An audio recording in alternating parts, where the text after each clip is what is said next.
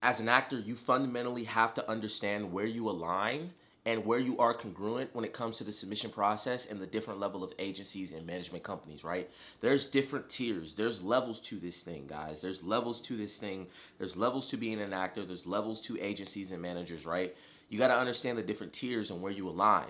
So if you're an actor and right out the gate you're trying to submit to top three agency like CAA, WME, or United Talent Agency, that's just fundamentally unrealistic for where you are currently. You have to be delusional but also realistic at times with where you are and where you align. It wouldn't even make sense for a beginner actor to sign with an agency as big as UTA. It wouldn't even make sense fundamentally because they're only working with actors at a certain caliber who have already led prestigious TV shows or movies, right? They're already positioned in a way where they're not having to take as much of a risk with them. They already know they're going to get a quicker ROI than they would if they were developing this actor from the very jump, right? So you have to be realistic where you are and where you align in congruency to who you are submitting with, right?